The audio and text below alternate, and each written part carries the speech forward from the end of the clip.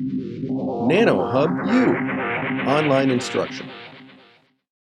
Welcome to our final lecture. I'm Professor Rickus. In this lecture, we're going to do a wrap-up and take a look back and look at sort of everything we've covered and sort of put it all together. So you started really getting grounded in the numbers, thinking about cells, how big they were, sizes of forces, thinking of volumes and concentrations.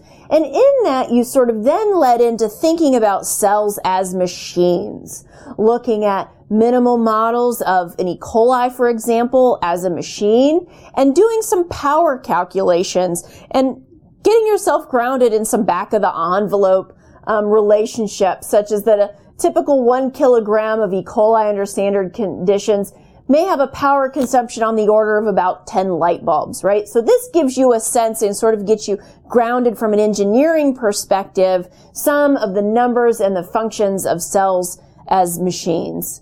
We also did a case study of the photoreceptor as a cellular micromachine or microdevice as a sensor.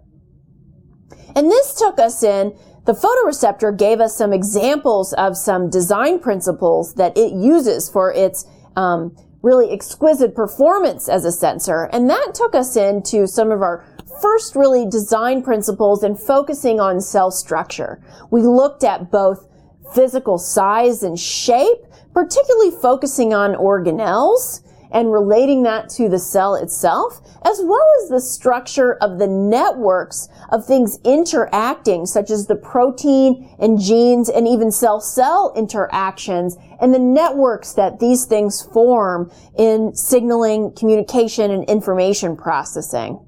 Right? And then we went from sort of the big picture of the network and focused in some of the events and started to get quantitative and looking at gene expression as a foundational level for genetic engineering and re-engineering of cells. And we modeled gene expression starting with simple activators and repressors.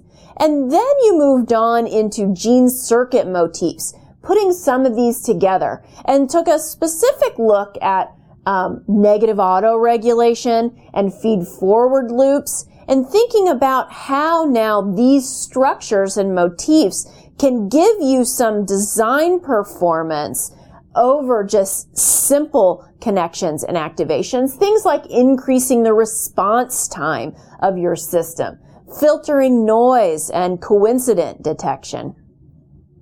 And this took us into thinking we thought of both cells as sensors, applying this gene expression, now thinking of our input as a signal and the gene expression as some response that we could measure to engineer the cell as a sensor. You looked at cells as oscillators, both as natural systems and essentially the critical design principles of creating a cellular oscillator that you could use to engineer and re-engineer new types of oscillators into cells. We then looked at the transition into more engineering and particularly looked at biohybrids, such as this biohybrid robot here. And we also talked about some of the challenges to creating biohybrid devices, particularly the cell-device interface, and focusing really in on mammalian systems that have some of the greatest challenges. So we also, if you recall our framework, then took a step back and started thinking about the bigger picture and what the future might hold. And this led us into our framework of thinking about synthetic world, the natural world, what we've engineered, what is not living and what is living, and defined this area that we called synthetic life, and thinking a little bit about what the future might hold in this synthetic life space.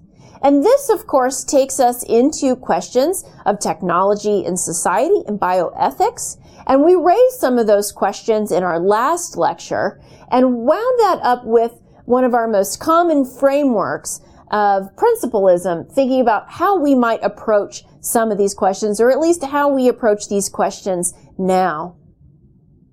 And so the question now for you going forward is, what will you design?